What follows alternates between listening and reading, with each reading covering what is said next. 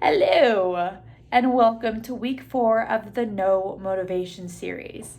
My name is Chelsea. I'm a national board certified health and wellness coach who works with artists to help teach them how to create a freaking healthy lifestyle that is sustainable so they can focus on their art and what they truly are passionate about.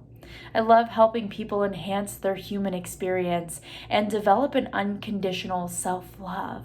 And I love helping people feel free to express themselves. We are working on the No Motivation series. This is a 10-week series that is going to help you create behavior change. And if you've watched the videos before this, then you will understand that it's not really motivation that we're learning. It's not, after you listen to these videos, you're going to be motivated to wake up and just do the thing. No, unfortunately not. These videos are skill sets. So it's teaching you skills that you can use to be disciplined and committed to the behavior change that you're trying to make. And discipline and commitment, they sound like big, heavy words, but really these skills help them sound less big and hard and scary.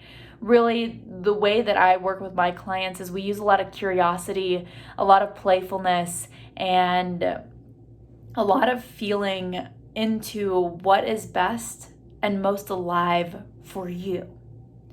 Over the last 3 weeks, we have been doing a lot of journaling as like a preface to actually getting down and changing our mindset and getting into like the hands-on skills of behavior change. And this week is going to be the last week of that, of this journaling process, this preface phase, this evoking phase is what you could call it. And it is called in motivational interviewing, if you ever look into that. This is the last week of that. Next week, we move on to mindset. But this week, we're doing some more journaling. But it's going to be fine. And it's going to be absolutely worth it whenever you use all of these tools to start living the life that you truly want to live. So today we're talking about using visualization for behavior change. And the reason that we're talking about this is because sometimes if you don't have a clear direction for where you're wanting to go, like even just knowing what direction or what destination you want to stop at, it can be hard to create a plan for what to do next. And I don't want to go into too much detail here, but when you work with a health and wellness coach or a therapist, creating a vision is very dynamic. You're not picking one set in stone thing. It has to be this way or no way at all. Not at all. You are creating a vision that might not turn out exactly the way it's supposed to, or exactly the way you wanted it to be, but it's going to put you in a position where you can make the next best step, and it's going to put you in an even better position. We just need to have a starting point, something to work with. A few other reasons why visualization is so incredibly powerful when it comes to behavior change is, one, it helps our brain understand that this can be a reality. There is something in coaching and health theory, and it's called like self-efficacy. So your belief in being able to do something, and there's different ways you can build this self-efficacy, and one of them is mastery experience. So doing it, taking action, and just doing it yourself.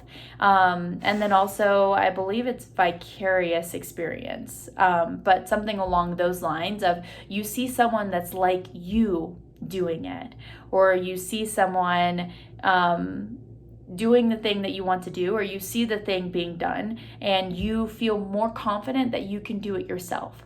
And so that's what we're doing with visualization, is we are using this process to help our brains understand that this can actually become our reality. We're making it real in here so we can make it real out here. And if that doesn't make any sense, do pop into the Q&A that I'll be doing later this week to ask any questions that you might have, or send me a message on Instagram at lovewithjels.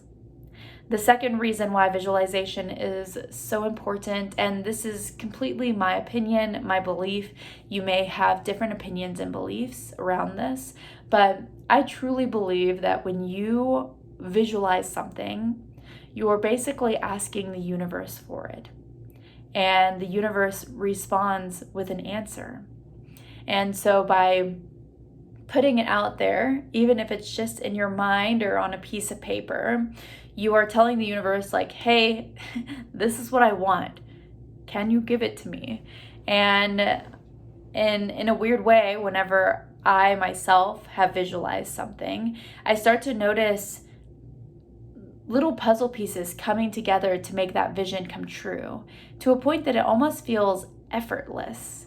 And I don't know if you've experienced this before. If you have, let me know in the comments below so that we can share these stories with one another. But in reality, when you do create this vision, things just start to flow in a way that feels really good and comforting, like you know you're on the right path.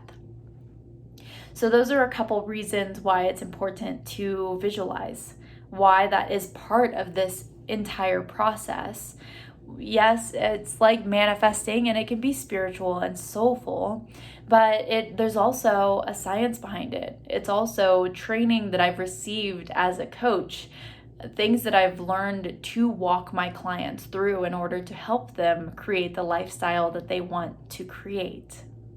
And if you weren't aware already, I forgot to mention that these videos for the 10-week No Motivation series, they are raw, they're uncut. There's going to be buts, ums, ands, ifs. What the heck am I talking about? There's going to be all of that because it's a one-shot video, and I just wanted to let you know that if you are tired of the pace of my voice and want to speed it up and just get to the point already, on YouTube you can go to settings and you can actually speed up the video. So feel free to do that now or use that in the other videos so you can still get the information but not have to sit there and listen to me and but and what was I talking about? Yeah. All right. So my clients that I work with, they're about 50-50 on visualization exercises so far. I have more friends that are really into it, but as far as my clients that I've been working with recently, I've had a handful of clients that they really, really enjoy the visualization process. They really get into it. They change their posture. They change like their demeanor whenever they really get into it. And then I have some clients that just have a hard time actually painting that picture in their head. And for some reason, if this isn't working for you, then I highly recommend working with a therapist or a coach to create your vision. Because as a coach, I adapt the visualization process for my client to make it more unique and catered to them and how they want to express their visions or the visualization process. And so if you are struggling with this at all and need some extra support, then do reach out to a health coach like myself or a therapist. They can also help with this as well. Today we're going to be focusing on 2 types of visualization that can help you with your motivation and discipline when it comes to changing your behavior. The first type of visualization is split into 2 pieces. The first one is your ideal life. So asking yourself, what do I want my life to look like 5 years, 10 years down the road? Who am I 5 years, 10 years down the road? Like, best case scenario, everything went perfectly. what does that look like to me? Those are some questions that you can ask yourself. This is a really good way to create a bigger picture of what you want your life to look like and work backwards from that, so you can develop a plan to get you closer to that ideal life that is speaking to you at the moment. And I typically use this with my clients at the very beginning. When we first start seeing each other, I ask, what do you want to see, 3 months down the road? What do you want to see 5 years down the road, 10 years? And we actually have a very kind of ritual around this. It's very quiet. There is some breath work involved and some releasing of expectations, and then we dive into it. And this is what we use to basically fill in all of the gaps. That's what coaching is. We have this big goal, and then we break it down into smaller pieces together, and we learn skill sets along the way that will help you in the future anytime you want to change your life again or want to work towards something else. So that's your ideal life vision, and you can do that for your characteristics. What does your health look like right now? What does your career look like? Where are you living? And you can get very specific. And again, I recommend working with a coach or a therapist on this, because they can be more clear and specific on exactly how to do this. Next is your ideal situation. So whenever I'm working with a client and I notice that they are kind of struggling to figure out what their goal is around something, we do an ideal situation visualization. So basically, if they're like, okay, I want to start working out, but I have no clue what that looks like for me, then I ask them, okay, so ideally, what would you want that to look like for you? What would it look like if you were working out and everything was going really well? And we get very specific. And this helps us break up some of the crud of this is what I should do, this is what I have to do, this is what society tells me, my mom tells me. That breaks it up and actually gives you a better picture of what you truly want and what would feel really good and alive for you. So we can start working towards that and have a more specific picture in our mind, so you know when you get there, because you already have that picture. You know what it looks like. So when you're in it, you'll know. And it feels really good when you get to that point. And it's been great seeing a lot of my clients get there too. So with this type of visualization, I highly recommend, when you do have like an either this ideal life visualization or this ideal situation visualization, then you can use these to, oh my gosh, this is where the fast forward button is good. You can just skip a couple seconds forward until I figure out. I lost my train of thought because there was a little bug on my hand and I had to move it away. Okay. So with ideal life and ideal situation, I highly recommend going through and looking at this every day. So whatever vision that you have for yourself, whether it's just a situation or it's a bigger picture, your whole life, looking at it every single day gives it so much more power, and it helps keep you on track whenever you start to build up some excuses for why you don't have to do that today, or why you're going to put that to the side, or procrastinate again, or stop working out. This is a good reminder every single day to a good reminder for your goal. An example of when I used this in my life was moving to Colorado. I had a list of goals that I used to say every single morning, and one of them was moving to Colorado. And lo and behold, here I am, still here. 4 years later. And just having that in the back of my mind every single day, hearing that repetition, it became so real that it was kind of impossible for me not to do it. The second type of visualization is visualizing the events that are leading up to a situation. With this type of visualization, I learned it from Mel Robbins, and I can link the video below, and I'll link another video where I talk about this in more depth. But whenever we're visualizing the end result, the success, yay, that's great. It's good to see the end result and know how it feels, and there's a place for that.